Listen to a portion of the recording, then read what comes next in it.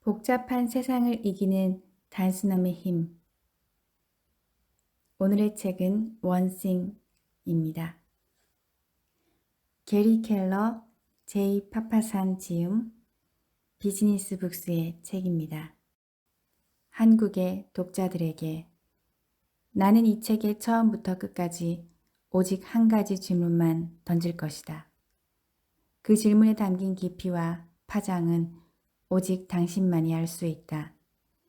질문에 대한 해답 또한 당신만의 특별한 경험, 독특한 시각, 그리고 변화를 향한 신념에 따라 달라질 것이다. 어떤 답이 나오든 그 파장이 크든 작든 정답이란 없으며 그것은 결코 나의 관심사가 아님을 밝혀둔다. 나는 그저 당신이 변화를 향해 한 걸음 움직이길 바랄 뿐이다. 나의 한 가지 질문은 다음과 같다. 당신의 단 하나는 무엇인가? 누구에게나 자신의 삶을 의미 있게 만드는 단 하나, the one thing가 있다. 인생 전체를 감싸는 혹은 개인적인 삶, 인간관계, 커리어, 사업, 재정 문제 등 삶의 여러 부분들에서 가장 본질적으로 생각하는 단 하나가 있을 것이다. 이 책에서 말하고자 하는 가장 근본적인 핵심은 이토록 다양한 분야에서 각각 자신만의 단 하나를 찾아내고 그것을 위해 노력해야 한다는 점이다. 직업적인 맥락에서 나의 단 하나는 내가 가진 지식과 경험을 전달하고 사람들과 공유하는 일이다. 사업가로서 다른 업무와 역할을 해야 할 때도 많지만 나는 언제나 교육자의 입장으로 돌아가는 것을 최우선으로 삼는다. 그것이 나의 열정을 불태울 수 있는 단 하나의 분야이기 때문이다. 지금까지 1대1 코칭이나 수많은 강연을 통해서 그리고 넓은 세상을 더 작게 만들어주는 기술을 통해 전 세계의 다양한 사람들과 소통했던 경험은 내가 누릴 수 있는 유일한 특권이자 크나큰 영광이었다. 나의 이 단 하나를 한국의 독자들에게도 전할 수 있어 너무 행복하다. 여러분들이 더 적은 일을 통해 더 많은 일을 해낼 수 있도록 도움이 되었으면 하는 바람이다. 자신의 초점을 더욱 좁힐 수 있는 통찰을 얻고 각자가 원하는 탁월한 성과를 이루어내길 바란다. 여러분 각자의 목소리가 자유롭게 울려 퍼지기를 바라며 이제 남은 건 전진뿐이다. 당신에게 가장 중요한 단 하나는 무엇인가? 1991년 6월 7일 지구가 112분 동안 흔들렸다. 물론 실제로 지진이 난 것은 아니었다. 하지만 꼭 세상이 흔들린 듯한 그런 느낌이었다.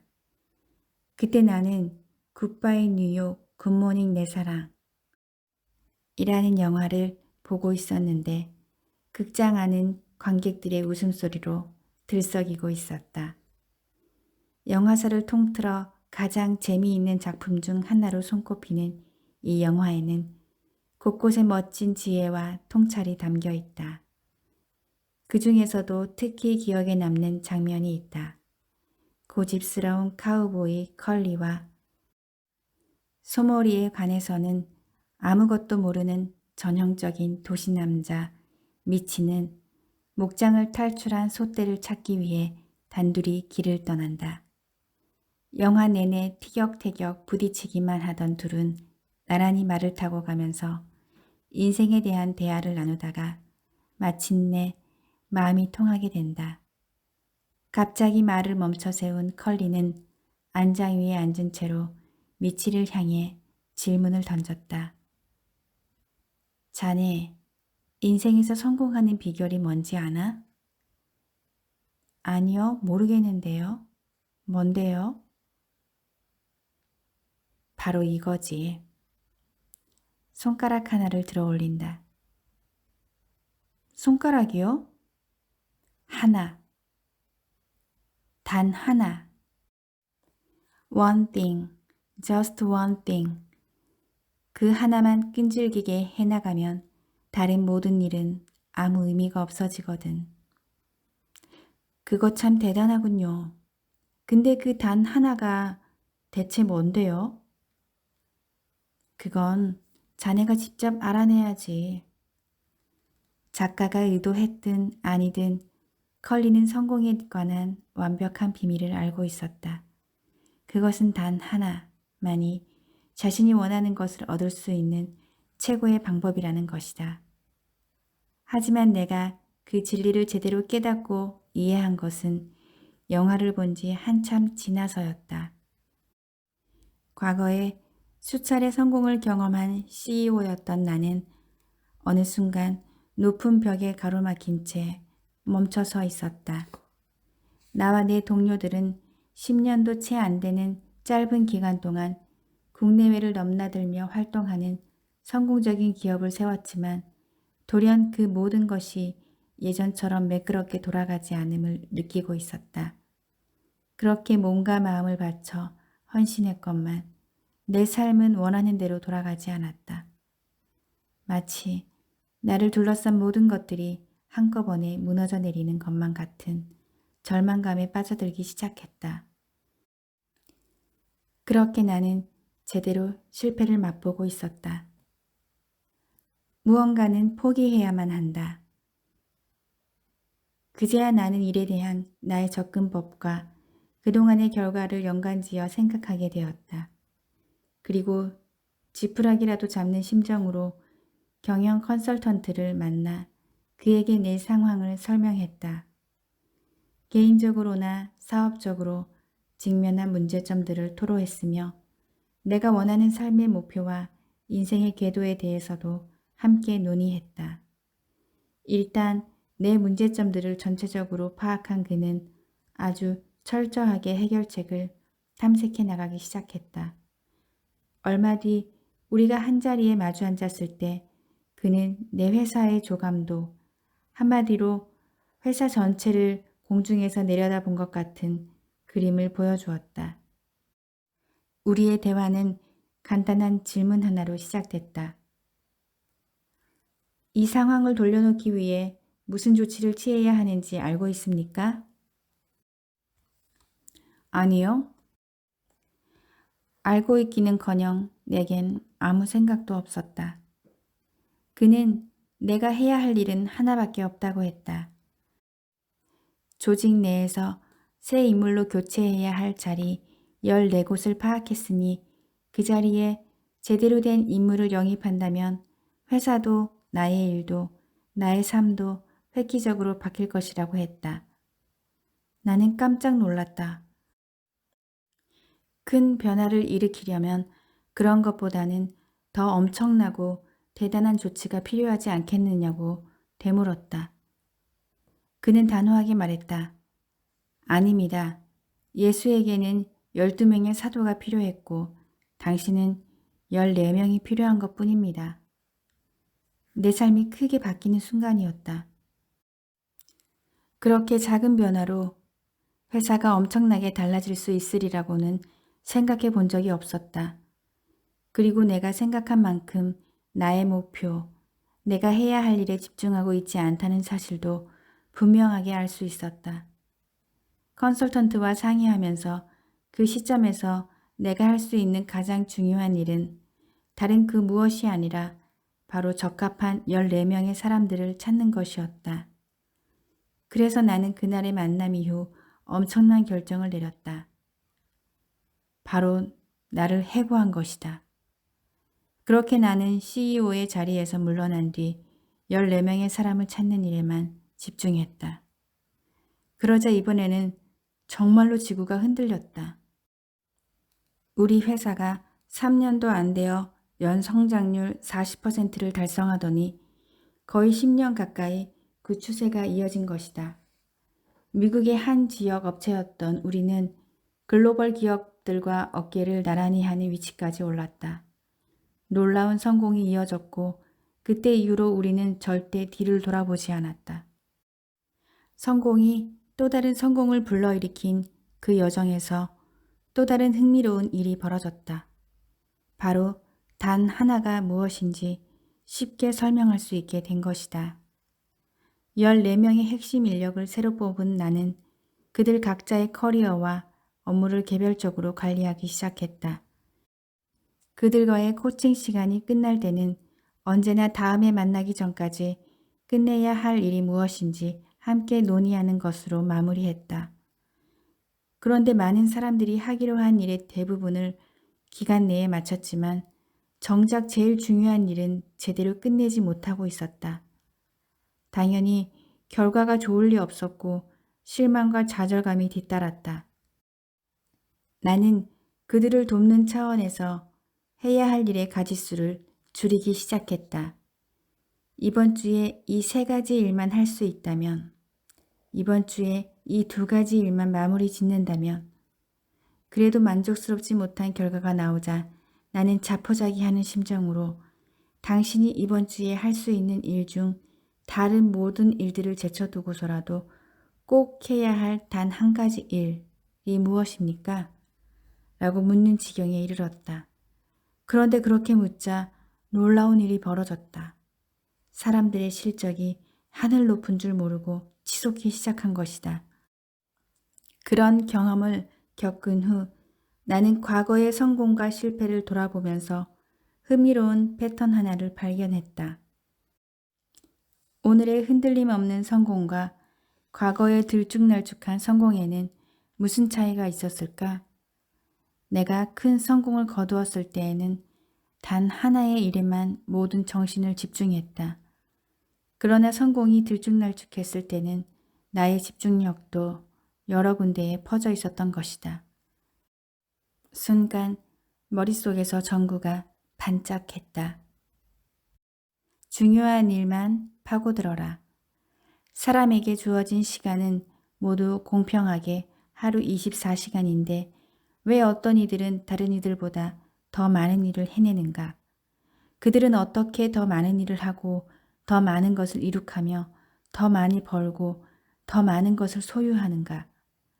시간이 곧 성취를 얻기 위한 화폐라면 어떻게 누군가는 똑같이 주어진 시간을 더 많은 화폐로 바꾸는 것인가? 그들은 어떤 일의 핵심에 모든 걸 집중했다. 즉 그들은 중요한 일에만 파고들었던 것이다. 원하는 일이 어떤 것이든 최고의 성공을 원한다면 접근 방법은 늘 같은 방식이어야 한다. 핵심 속으로 파고들어야 한다. 파고든다는 것은 곧 자신이 할 수 있는 다른 모든 일을 무시하고 반드시 해야만 하는 일에만 집중하는 것을 뜻한다. 또한 모든 일의 중요성이 똑같지 않음을 인식하고 가장 중요한 일을 찾아내는 것이다. 이것은 자신이 하는 일과 자신이 원하는 일을 연결짓는 아주 단호한 방식이기도 하다. 탁월한 성과는 당신의 초점을 얼마나 좁힐 수 있느냐와 밀접하게 연결되어 있다. 자신의 일과 삶에서 최대한 많은 것을 얻어내려면 최대한 파고들어야 한다. 하지만 대부분의 사람들은 이렇게 생각하지 않는다. 이들은 커다란 성공은 시간이 아주 오래 걸리고 매우 복잡한 과정을 거쳐야 한다고 생각한다. 그래서 그들의 달력과 할 일 목록에는 너무 많은 것들이 담겨 감당할 수 없을 지경에 이른다. 성공은 점점 더 멀게만 느껴지고 결국 보잘것없는 결과에도 만족하고 마는 일이 생기게 된다. 이들은 소수의 몇 가지 일을 잘 해낼 때 커다란 성공이 온다는 것을 모르고 너무 많은 일을 하려고 애쓰다 길을 잃는다. 결과적으로 너무나도 적은 일을 해내는 데 그친다. 시간이 흐를수록 기대치는 점점 낮아지고 꿈을 포기하며 삶 자체가 움츠러든다. 하지만 핵심을 파고들면 상황은 달라진다. 우리에게 주어진 시간과 에너지는 한정되어 있다. 그것을 너무 넓게 펼치려 애쓰다 보면 노력은 종이장처럼 얇아진다. 사람들은 일의 양에 따라 성과가 점점 더 쌓이기를 바라는데 그렇게 하려면 더하기가 아닌 빼기가 필요하다. 더 큰 효과를 얻고 싶다면 일의 가지수를 줄여야 한다. 한 번에 너무 많은 일을 하려다 보면 처음엔 그렇게 하는 것이 효과가 있는 것처럼 보인다. 그러나 아무것도 줄이지 않은 채 일을 자꾸 더하기만 하면 결국엔 부정적인 결과를 맞을 수밖에 없다.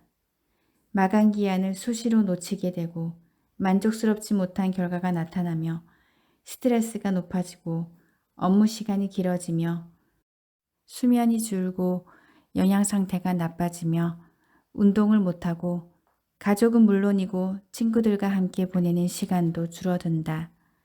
이 모두가 생각보다 얻기 쉬운 것들을 쫓으며 쓸데없이 노력을 낭비했기 때문이다.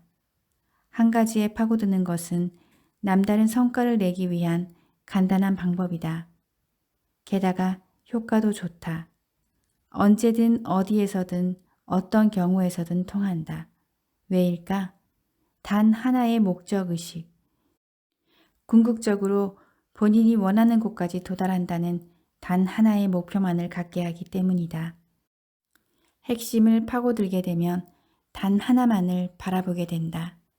그게 가장 중요하다.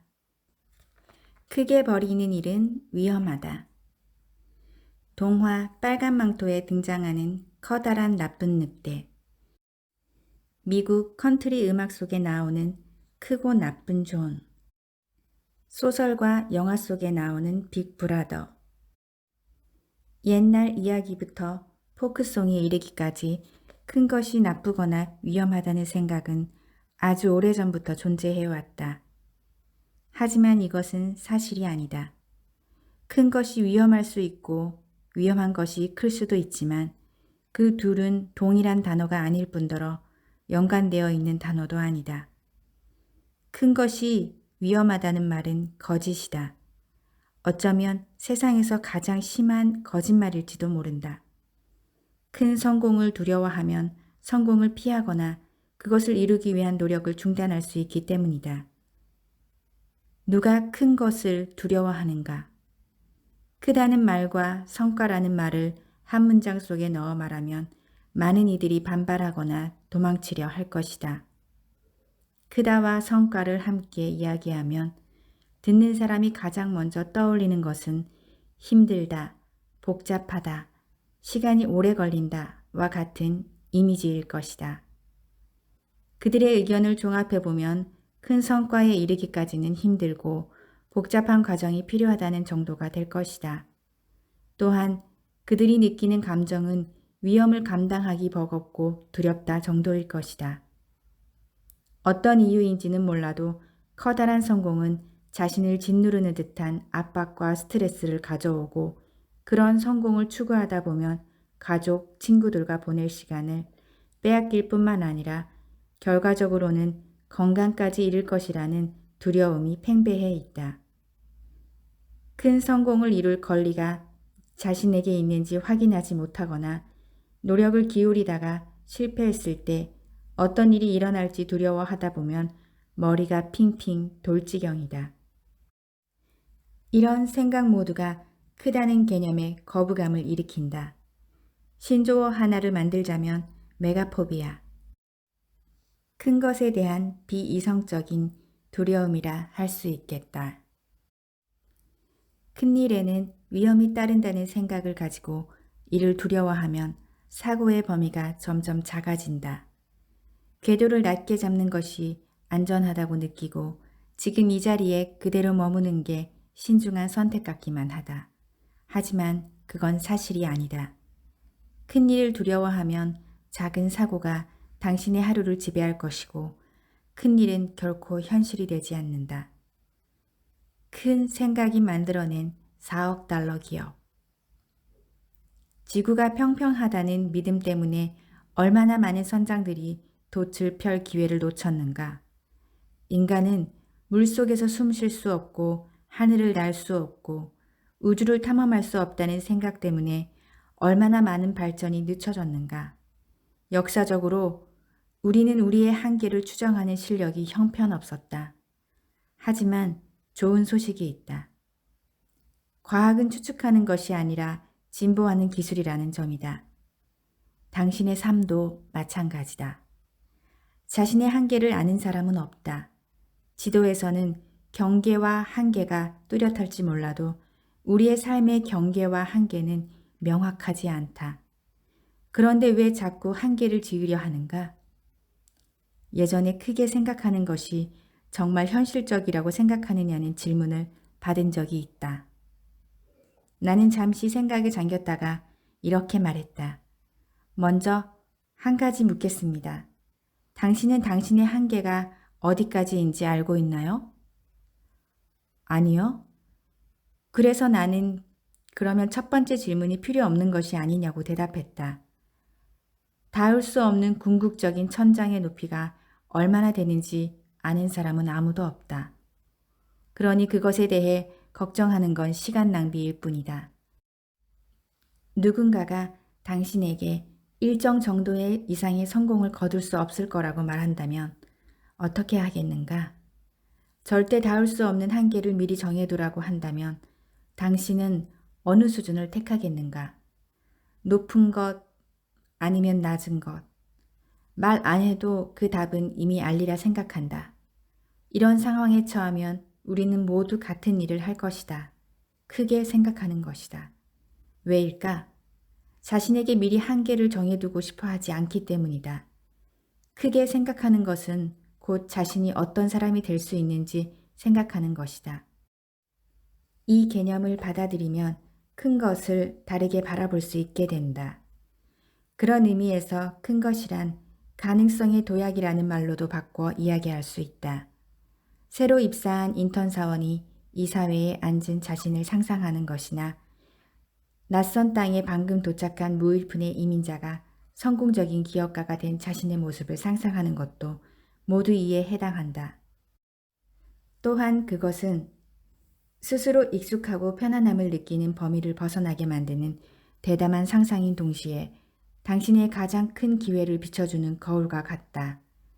큰 성과를 가능하다고 믿으면 기존과는 다른 질문을 던지게 되고 다른 길을 따르게 되며 새로운 것들을 시도할 수 있게 된다.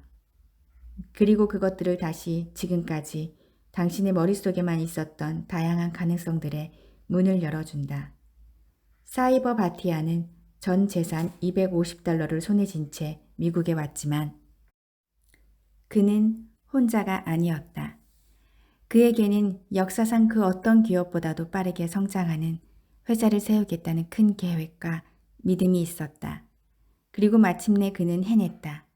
핫메일을 세운 것이다. 혜성처럼 등장한 핫메일을 지켜보던 마이크로소프트는 $4억 돈을 주고 그 회사를 매입했다.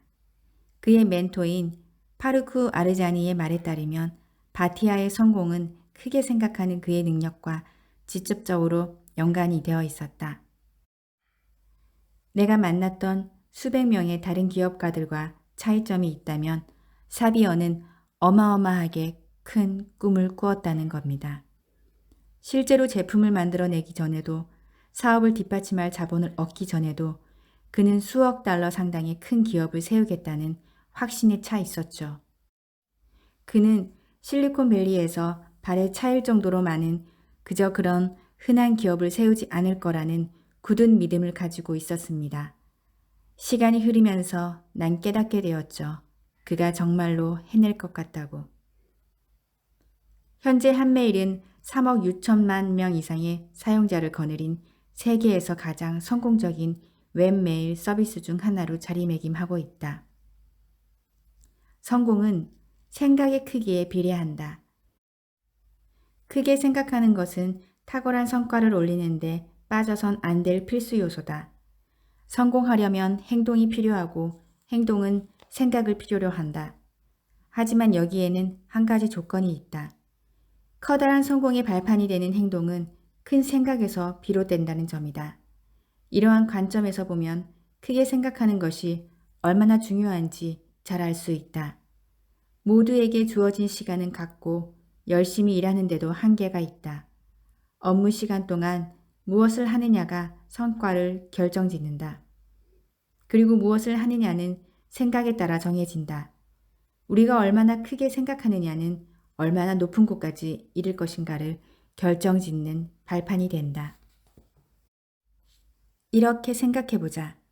난이도에 상관없이 성과는 당신이 하는 일과 그것을 하는 방법, 그리고 누구와 그 일을 하느냐에 따라 결정된다. 문제는 당신을 일정한 성취 수준까지 데려다주는 무엇을, 어떻게, 누가의 결합이 자연스럽게 다음 단계의 성공을 위한 결합으로 바뀌지는 않는다는 점이다. 어떤 일을 제대로 끝마쳤다고 해서 언제나 다른 일이 더 나은 방식으로 할 수 있는 기반이 생기는 것도 아니고 한 사람과의 관계가 자동적으로 다른 사람과의 더 성공적인 관계의 기회를 마련해 주는 것도 아니다. 안타깝게도 각각의 모든 일이 다음 단계를 위한 일들의 초석이 되는 것은 아니다. 무언가를 한 가지 방식으로 하는 방법을 배웠다면 그리고 맺고 있는 인간관계가 한정적이라면 더 많은 것을 성취하고 싶은 마음이 생기기 전까지는 그것만으로도 충분할 수 있다. 하지만 그때가 되면 비로소 뚫고 올라가기 너무 힘든 인공적인 성취 청장을 만들어 놓았다는 것을 깨닫게 될 것이다. 사실상 자신을 상자 안에 가두어둔 셈이다. 하는 일과 일을 하는 방법, 함께하는 사람들 모두를 생각할 수 있는 최대치로 상상해보라. 끝을 모를 정도로 큰 상자라면 아마 평생토록 그 어떤 벽에도 부딪히지 않을 것이다. 자신의 커리어나 사업을 재창조하겠다는 사람들의 말을 듣다 보면 자신을 가둔 작은 상자 때문에 그런 결심을 하게 된 경우가 많다. 오늘 만드는 상자가 내일이면 당신에게 더 큰 힘을 줄 수도 당신의 움직임을 제한할 수도 있다. 그것은 더 높은 수준의 성공으로 가기 위한 발판이 될 수도 있고 상자가 되어 당신을 그 자리에 가둘 수도 있다. 크게 생각하는 것은 오늘도 그리고 내일도 남다른 성과를 낼 수 있는 최고의 기회를 제공한다. 아서 기네스가 첫 번째 맥주 양조장을 세웠을 때 그는 호기롭게 9,000년짜리 공장 임대 계약을 맺었다. 조앤 롤링이 해리포터를 처음 구상했을 때에는 총 7권 중 첫 번째 책의 첫 장을 쓰기도 전에 호그와트에서의 7년을 꿈꾸었다. 샘 월트는 첫 번째 월마트를 열기 전에 이미 이 사업을 너무나도 크게 구상한 나머지 상속세를 줄이기 위해 미래의 부동산 계획까지 미리 세워야겠다고 생각했다. 그는 크게 되기도 전에 크게 생각함으로써 가족들이 부동산세로 내야 할 돈을 110에서 130억 달러나 줄여놓았다. 세계에서 가장 큰 기업의 부를 최소한의 세금으로 후손에게 물려주려면 처음부터 크게 생각해야 할 필요가 있는 법이다. 크게 생각하는 것이 사업에만 국한되는 것은 아니다. 캔디스 라이트너는 딸이 음주운전 뺑소니 사고로 목숨을 잃은 뒤 1980년에는 음주운전에 맞서는 어머니들이라는 단체를 설립했다. 오늘날 MADD는 30만 명이 넘는 사람들의 목숨을 구했다. 캐나다의 라이언 레작은 선생님에게서 물 부족으로 고생하는 사람들의 이야기를 듣고 1998년에 6살의 나이로 아프리카에 깨끗한 물을 주기 위한 운동을 시작했다. 오늘날 그의 단체인 라이언스 웰은 16개국에 75만 명이 넘는 사람들의 생활 환경을 개선하고 위생적이고 안전한 물을 제공하고 있다. 데리 카용고는 매일 호텔방마다 새로운 비누를 비치하는 것이 얼마나 큰 낭비이고 거기에 어떤 가치가 숨겨져 있는지 깨달았다. 그래서 2009년에 세계 비누 프로젝트를 시작하여 호텔에서 쓰고 남은 비누를 재활용해 21개 국가에 25만 개 이상의 비누를 제공했다. 이는 최빈국 사람들이 손을 청결하게 씻을 수 있게 함으로써 유아 사망률을 낮추는데 일조하고 있다. 커다란 질문을 던지는 건 언뜻 겁이 날 수도 있다. 커다란 목표가 처음에는 닿을 수 없는 것처럼 보일 수 있다. 하지만 처음에는 말도 안 되는 것처럼 보이던 일이 막상 시작하고 나자 생각보다 쉬웠음을 깨닫게 된 적이 얼마나 많았는가. 때로는 일이 상상했던 것보다 쉬울 때도 있고 때로는 생각보다 훨씬 힘들 때도 있다. 바로 그런 때 큰 성과를 올리기 위한 여정에서 자기 자신도 더 커진다는 사실을 깨닫는 것이 중요하다. 크게 되려면 성장이 필요하다. 그리고 큰 목표에 도달할 때쯤이면 당신도 이미 성장해 있을 것이다. 멀리에서는 오를 수 없는 높은 산처럼 보이는 것도 거기에 도달했을 땐 그저 작은 언덕처럼 보일 것이다. 적어도 당신의 커진 키에 상대적으로 비교하면 말이다. 당신의 생각, 기술, 인간관계, 무엇이 가능하고 그것을 성취하려면 무엇이 필요한지에 대한 생각, 이 모두가 커지기 위한 여정에서 다 같이 자라난다. 큰 것을 경험할수록 당신도 커진다. 성장의 사고방식이 가져온 세상의 혁명. 스탠포드 대학교의 심리학자 캐롤 드웩 교수는 40년 넘는 시간 동안 우리의 자아상이 우리의 행동에 어떤 영향을 미치는지 연구했다. 그녀의 연구는 크게 생각하는 것이 왜 그리 중요한지에 대한 위대한 통찰을 제공한다. 어린이들을 대상으로 한 드웩의 연구는 하나의 행동에 담긴 두 가지의 사고방식을 보여준다. 하나는 전반적으로 크게 생각하면서 성장을 추구하는 성장의 사고방식이고 다른 하나는 인공적인 한계를 가하고 실패를 피하려 하는 고정된 사고방식이다.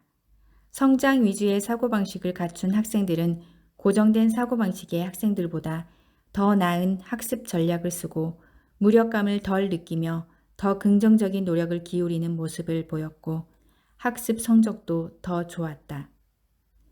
또한 자기 삶의 한계를 정하지 않고 잠재력을 최대한 발휘할 가능성이 높았다. 드웩은 사고방식이 변할 수 있다고 주장한다. 다른 어떤 습관과 마찬가지로 올바른 사고방식이 자리 잡을 때까지 사고의 방향을 바꿀 수 있다는 말이다. 스콧 포스톨이라는 사람의 이야기를 들려주고자 한다. 그는 새로운 팀에 필요한 인재들을 뽑는 자리에서 지원자들에게 이 1급 비밀 프로젝트를 맡으면 많은 실수를 저지르며 고생하겠지만 결과적으로 평생 기억에 남는 무언가를 하게 될 기회가 무궁무진할 것이라고 말했다. 그는 회사 전반에 있는 인재들에게 이 알쏭달쏭한 말을 전했고 이 도전에 즉각적으로 나선 사람들만 팀원으로 뽑았다. 나중에 그가 드웩의 책을 읽고 그녀에게 말한 것처럼 성장의 사고방식을 가진 사람들을 찾고 있었던 것이다. 이 이야기가 왜 중요할까? 스콧 포스톨의 이름은 들어본 적이 없다고 해도 그가 그렇게 소집한 팀이 내놓은 결과물을 모를 수는 없을 것이다. 포스톨은 애플의 수석 부사장이었고 그가 뽑은 팀원들이 만든 것은 바로 아이폰이었다. 내 안의 거인을 깨우는 법. 큰 것은 곧 위대함, 남다른 성과를 상징한다. 큰 삶을 추구하라. 그러면 당신이 살 수 있는 것 중 가장 위대한 삶을 추구하게 될 것이다. 위대하게 살려면 크게 생각해야 한다. 또한 당신의 삶과 당신이 이룬 것들이 위대해질 수 있다는 가능성에 마음을 열어야 한다. 성취와 풍요는 올바른 일을 하고 거기에 어떤 제약도 두지 않을 때 나타나는 자연스러운 성과물이다. 큰 일을 두려워하지 마라. 평범한 일위에 그치는 것을 두려워하라. 재능의 낭비를 두려워하라. 삶을 최대한으로 살지 못할 것을 두려워하라. 큰 일을 두려워하면 의식적으로나 무의식적으로 그것을 피하려고 애쓰게 된다. 그러면 미약한 결과물이나 사소한 기회를 향해 달려가거나 큰 것들로부터 도망치게 될 것이다. 작은 생각으로 삶까지 작게 쪼개지 마라. 크게 생각하고 목표를 높게 잡고 대담하게 행동하라. 그런 다음 삶을 얼마나 크게 만들 수 있을지 보라. 용기가 두려움을 느끼지 않는 것이 아니라 두려움을 넘어서는 것이라면 크게 생각하는 것은 의구심을 느끼지 않는 것이 아니라 그것을 넘어서는 것이다. 크게 생각하고 크게 살아야만 자신의 삶과 일에서 진짜 잠재력을 경험할 수 있다. 단 하나를 위한 3가지 약속. 시간 확보하기를 통해 남다른 성과를 올리려면 3가지 약속을 지켜야 한다.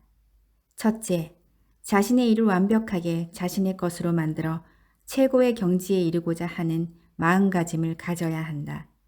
둘째, 끊임없이 최적의 길을 찾으려 노력해야 한다. 노력에 상응하는 결과를 가져다 주지 못하는 방식을 써서는 아무리 최선을 다해도 소용이 없다. 그리고 마지막엔 셋째, 자신만의 단 하나를 달성하기 위해 할 수 있는 모든 일을 다하고 기꺼이 책임질 수 있어야 한다.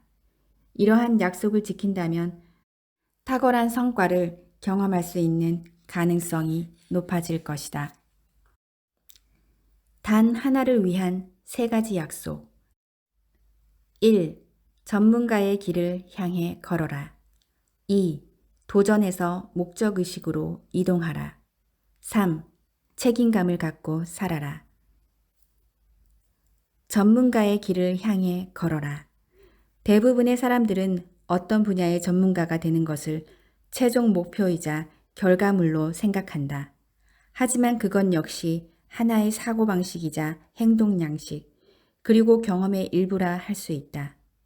무언가의 경지에 이르고자 그것을 추구하는 행위 자체가 당신이 해야 하는 모든 다른 일을 더 쉽게 만들 것이다. 이런 이유로 당신이 몰두하려는 그 대상을 정하는 일이 매우 중요하다. 나는 자신에게 가장 중요한 분야에서 가능한 한 최고가 될 수 있도록 최선을 다하는 것이 전문가가 되는 길이라고 믿는다. 이 여정은 견습생이 특수한 기술을 익히기 위해 끊임없이 기본기를 연마하는 것과 같다. 태권도를 비유로 생각해보자. 열심히 훈련하는 흰 띠도 어느 순간에 이르면 검은 띠가 알고 있는 기본 태권도 동작을 모두 알게 된다. 그저 그 기술을 잘 쓸 수 있을 정도로 연습을 많이 하지 못한 것뿐이다. 검은 띠 수준에서 나오는 창의성은 일단 흰 띠 수준의 기본 동작을 모두 익히는 데서 나온다. 배움에는 언제나 더 높은 또 다른 수준이 있기 때문에 궁극적인 경지는 존재하지 않는다고 생각할 수도 있다. 달리 말하면 우리는 경험한 것들에 대해서는 달인이 되는 반면 앞으로 해야 할 것들에 대해서는 견습생이 된다. 바로 경지에 이르는 것을 여정이라 부르는 이유다. 유명한 기타리스트 에드워드 벤 헤일런의 형인 알렉스는 자기가 밤에 외출을 할 때마다 동생은 침대맡에 앉아 기타를 연습했고 몇 시간 후 집에 돌아와 보면 여전히 같은 자리에 앉아 연습 중이었다고 말한 적이 있다. 그것이 바로 결코 끝나지 않은 전문가가 되는 길이다. 1993년 심리학자 안데르스 에릭손 박사는 심리학 평론에 전문가적 실력 습득에서 연습이 하는 역할이라는 제목의 논문을 발표했다. 이 논문은 높은 경지에 이르는 원리를 이해하는 새로운 기준이 되어 전문가적 실력이 타고난 재능이라거나 선천적인 것, 심지어 천재성 덕분이라는 기존의 발상을 완전히 뒤집어 놓았다. 에릭손은 통달에 대한 최초의 진정한 통찰을 제공한 것은 물론 1만 시간의 법칙이라는 개념을 처음으로 만들어냈다. 그는 연구를 통해 세계적인 수준의 연주자들은 모두 공통적으로 수년에 걸쳐 일정 수준의 이상의 연습을 규칙적으로 했다고 밝혔다. 그리고 세계적인 바이올린 리스트들은 20살이 되기 전까지 1만 시간 이상을 연습함으로써 여느 연주자들과는 다른 월등한 실력을 갖추었음이 입증되었고 여기에서 1만 시간 법칙이 유래되었다. 많은 세계적 연주자들이 약 10년에 걸쳐 전문가로서의 위치에 도달하게 되는데 계산을 해보면 1년에 365일, 평균적으로 하루에 3시간씩 연습을 한다는 것을 알 수 있다. 당신의 단 하나가 업무와 관련이 있고 1년에 평균 250일을 근무한다고 치면 전문가로서의 여정과 발맞추기 위해 하루에 약 4시간이 필요하게 된다. 어디서 들어본 숫자가 아닌가? 그렇다. 그건 무작위로 제시한 숫자가 아니다. 바로 그 4시간이 당신의 단 하나를 위해 매일 따로 확보해야 할 시간의 양이다. 무엇보다도 전문성은 투자한 시간에 비례한다. 위대한 화가 미켈란젤로는 이런 말을 한 적이 있다.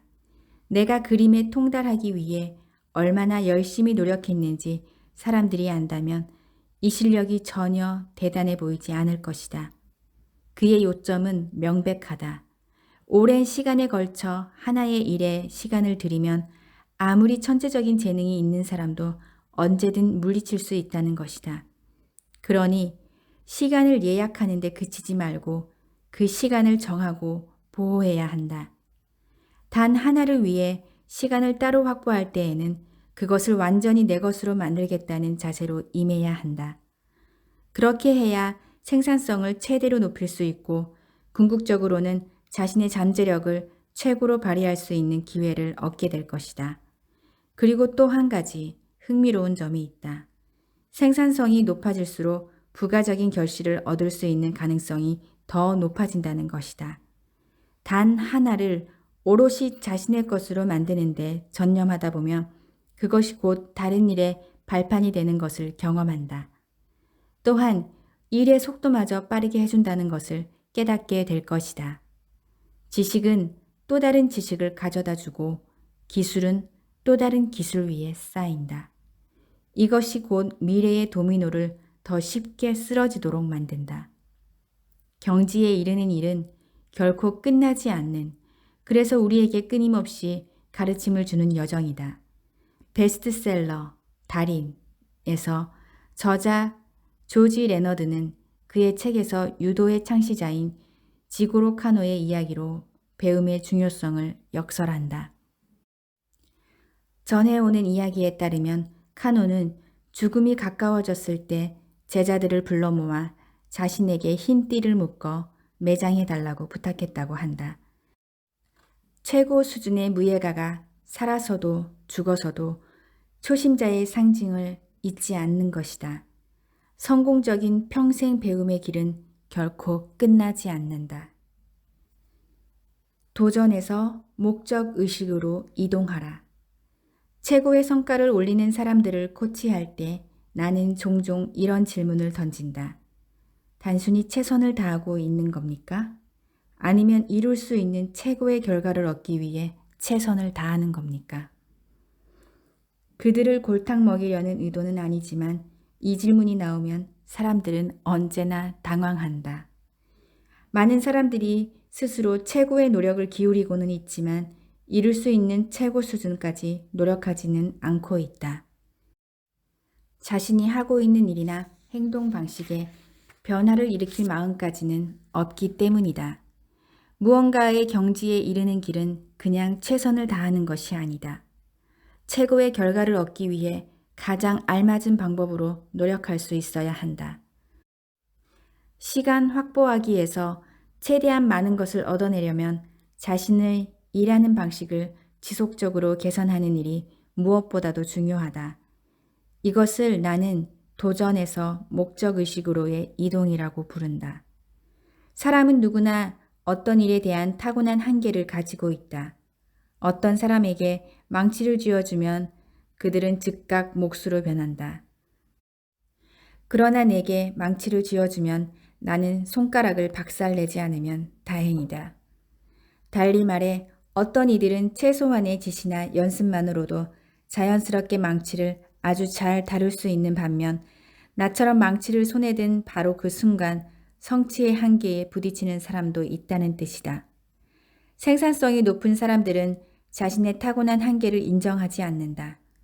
그래서 성취의 한계에 부딪히면 그것을 넘어설 수 있는 새로운 모델이나 시스템, 더 나은 업무 방식 등을 찾아 길을 모색한다. 자신에게 주어진 여러 선택지를 점검할 동안만 멈춰선 다음 그 중에 최고의 것을 고르고 곧장 다시 덤벼든다. 도전적 유형의 사람에게 장작을 구해오라고 하면 당장 어깨에 도끼를 둘러매고 숲으로 향할 것이다. 반면 목적의식이 있는 사람에게 같은 부탁을 하면 그들은 어디로 가면 전기톱을 구할 수 있습니까? 라고 물을 것이다. 이러한 태도를 갖췄다면 돌파구를 마련하는 것은 물론 자신의 타고난 한계 너머의 것들도 성취할 수 있다. 목표를 달성하기 위해서는 무엇이든 할 수 있다는 마음가짐만 있으면 된다. 무슨 일을 할 건지 정할 때 한계를 두어서는 안 된다. 인생에서 돌파구를 찾고 싶다면 새로운 아이디어와 일하는 방식에 대한 생각을 넓힐 필요가 있다. 이때 목적의식을 가진 사람은 색다른 결과를 내려면 무언가 색다른 일을 할 필요가 있다라는 단순한 규칙을 따른다. 이것은 당신의 신조로 삼아라. 그러면 난관을 극복할 새로운 실마리가 보일 것이다. 자신의 성과가 이 정도면 충분한 수준에 도달하면 더 나아지려는 노력을 중단하는 사람들이 너무 많다. 경지에 오른 사람들은 끊임없이 자신의 목표를 높이고 현재의 한계를 넘어서도록 스스로를 격려하며 영원히 견습생의 위치에 남음으로써 이러한 오류를 피한다. 작가이자 기억력 챔피언인 조슈아 포어는 이렇게 사람들이 안주하는 지점을 오케이 고원이라고 부른다. 그는 타이핑을 예로 들었다. 연습이 그렇게 중요한 것이라면 처음에 독수리 타법으로 타이핑을 시작했던 사람도 수백만 장의 문서를 작성하고 이메일을 쓰면서 분당 100단어를 치는 경지에 올랐어야 한다. 하지만 그런 일은 쉽게 일어나지 않는다. 우리는 그럭저럭 괜찮은 수준에 올랐다고 생각되면 즉각 배움의 스위치를 꺼버린다.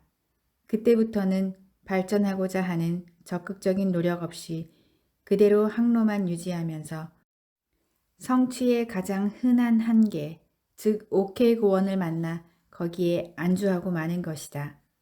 남다른 성과를 원한다면 자신의 단 하나를 위해 일할 때 오케이 고원이나 다른 성취의 한계를 받아들여선 안 된다. 고원과 한계를 넘어서고 싶다면 이때 필요한 접근법은 단 하나, 목적의식을 가진 접근법뿐이다. 일에서든 개인적인 삶에서든 우리는 모두 도전에서부터 시작한다. 현재 지닌 능력, 에너지, 지식, 노력 등 손쉽게 동원할 수 있는 것들로 새로운 일에 도전한다는 말이다. 하지만 이것은 우리의 성과에 제약으로 작용한다. 도전하기만 하면 우리가 할 수 있는 일과 우리가 이룰 수 있는 수준의 인위적인 한계를 가하게 된다. 도전하는 방식으로만 무슨 일을 하게 된다면 성취의 한계에 부딪히고 그저 튕겨나오기를 반복할 것이다. 그 실망감에 더 이상 견딜 수 없을 때까지 이런 상황이 계속되면 이것이 자신이 건질 수 있는 유일한 결과라며 이내 포기하고 결과적으로는 자신의 실제 능력에 한참 못 미치는 곳에서 안주하고 마는 것이다. 그리고 어떤 상황에서 자신이 가지고 있는 잠재력을 다 소진했다고 느끼는 순간이 오면 처음부터 다시 시작해야 전진할 수 있다고 믿게 된다. 하지만 거기에는 문제가 있다. 이것이 하나의 악순환이 되어 새로운 일을 맡으면 다시 열정과 에너지, 타고난 능력, 노력을 총동원해 덤벼들지만 또 다른 한계를 맞닥뜨리고 다시 실망감과 포기에 사로잡히게 되는 것이다. 그러면 어떻게 될까? 이미 짐작했겠지만 다시 낮은 곳에 안주하고 만다. 그러나 목적의식을 가지고 접근하면 같은 한계에 부딪혀도 세상이 다르게 보인다. 목적의식이 있는 사람들은 이렇게 말한다. 나는 아직도 열심히 성장 중이다. 그렇다면 내가 택할 수 있는 길에는 어떤 것들이 있는가? 그런 다음에는 그러한 선택지들을 추려 다음번에 시도할 것을 고르기 위해 초점 탐색 질문을 쓴다. 새로운 모델을 쓸 수도 있고 새로운 시스템을 시도할 수도 있으며 아니면 두 가지를 다 해보아도 좋다. 어쨌거나 각오는 단단히 해야 한다.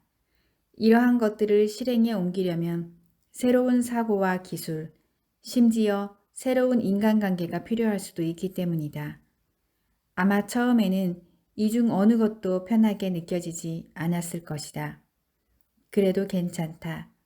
목적의식을 가지고 돌진하려면 종종 불편한 일들도 기꺼이 감수해야 하니 말이다. 탁월한 성과를 내기로 결심했다면 남다른 성취를 얻겠다고 생각했으면 필요한 일은 무엇이든 해야 한다. 할 수 있는 최선을 다했는데 그 결과가 나올 수 있는 최고라는 확신이 들지 않는다면 도전적 방식에서 벗어나 목적의식을 지닌 방식으로 시도해 보아라. 더 나은 모델과 시스템, 더 멀리 갈 수 있는 방법들을 찾아라.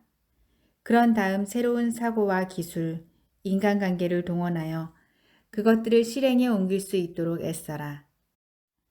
단 하나를 위해 따로 떼어둔 시간에는 목적의식을 갖고 돌진하여 자신의 잠재력을 마음껏 펼쳐라. 책임감을 갖고 살아라. 당신이 하는 일과 당신이 얻는 것 사이에는 특별한 관계가 있다. 행동이 결과를 결정하고 결과는 다시 행동에 영향을 미친다. 이러한 순환주기를 알면 탁월한 성과를 내기 위해 무엇을 어떻게 해야 하는지 스스로 알아낼 수 있다. 마지막 약속이 책임감을 갖고 사는 것인 이유도 바로 이 때문이다. 자신의 결과에 대해 다른 누구도 아닌 스스로 책임을 지는 것이야말로 성공을 위해 할 수 있는 가장 강력한 행동이다. 그런 의미에서 책임감은 이 세 가지 약속 가운데 가장 중요하다. 책임감이 없다면 전문가가 되기 위한 길이 도전 과제를 만나는 바로 그 순간에 급작스레 끝나버릴 것이다. 또 그것이 없다면 여정 중간에서 마주치는 성취의 한계를 어떻게 넘어야 할지 알 수 없을 것이다.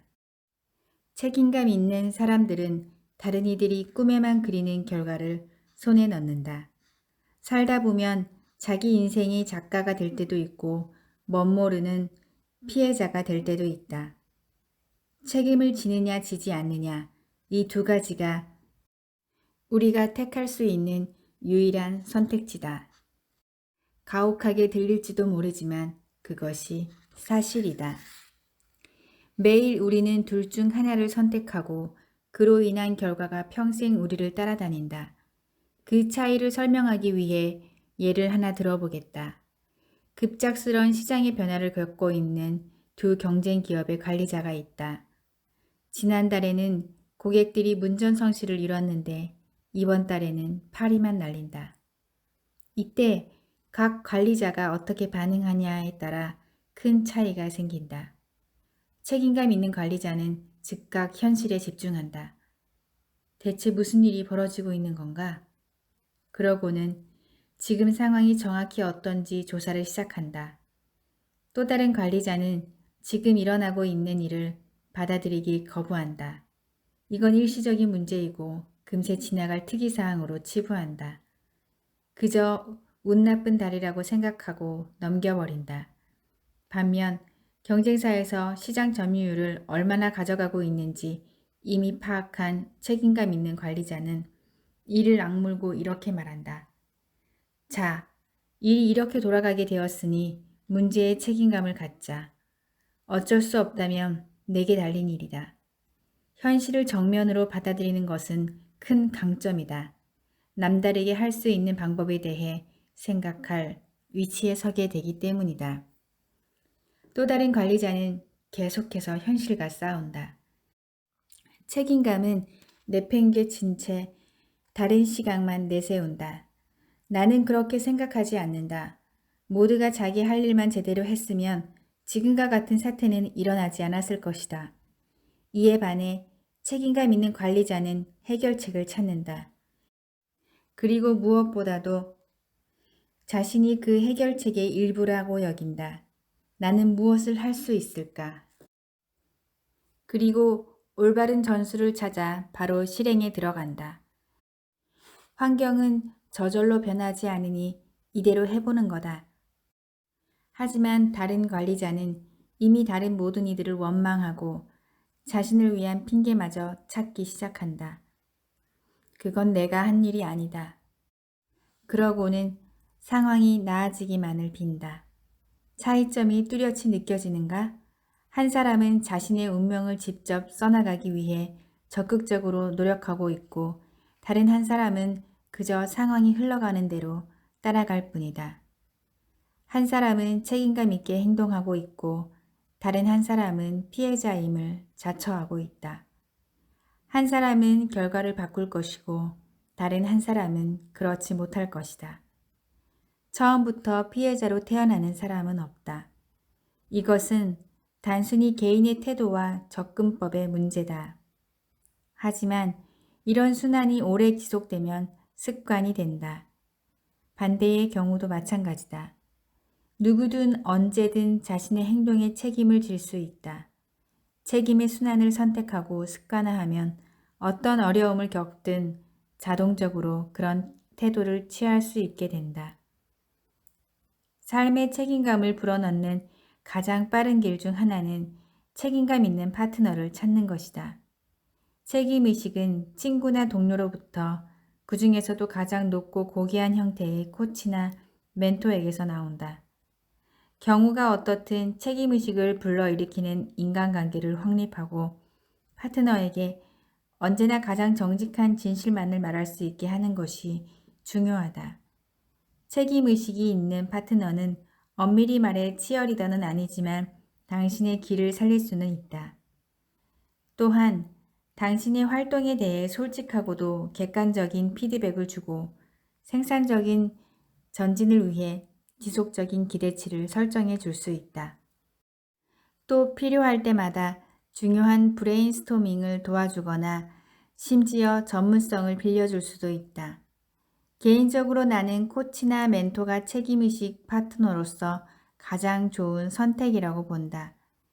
동료나 친구도 당신이 보지 못하는 것을 알아보고 큰 도움을 줄 수는 있지만 당신이 진정으로 책임감 있는 사람이라고 믿는 사람이라야 지속적으로 당신에게 최고의 책임의식을 심어줄 수 있다.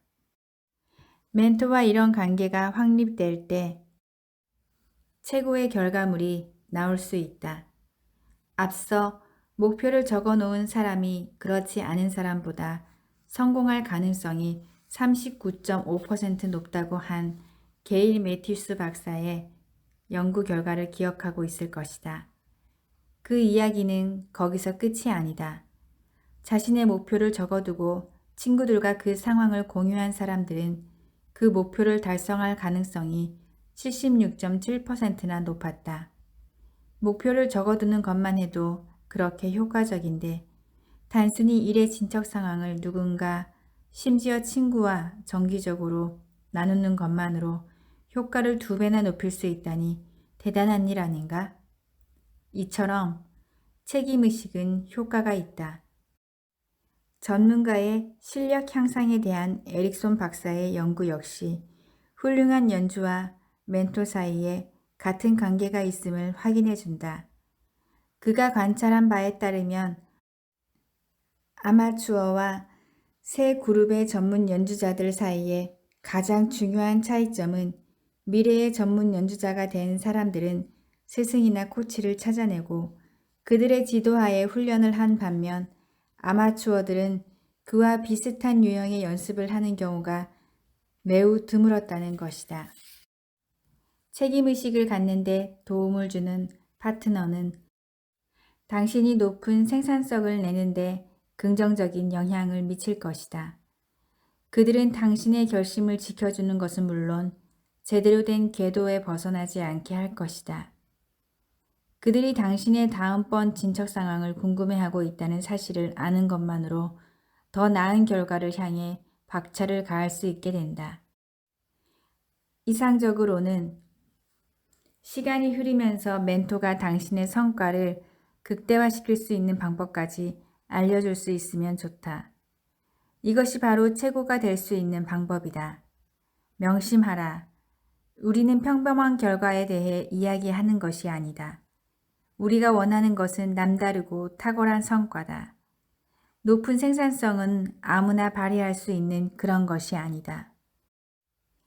가장 중요한 우선순위를 위해 시간을 따로 확보해 두고 그 시간을 보호하고 그 시간을 최대한 효과적으로 활용했을 때 자신이 할 수 있는 최고의 생산성을 발휘할 수 있을 것이다.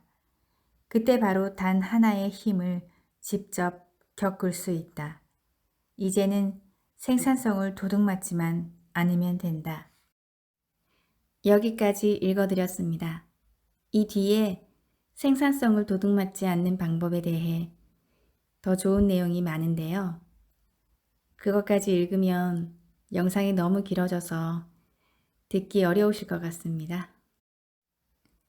뒤에 내용이 더 궁금하시다면 책을 사서 보시는 것을 추천드립니다.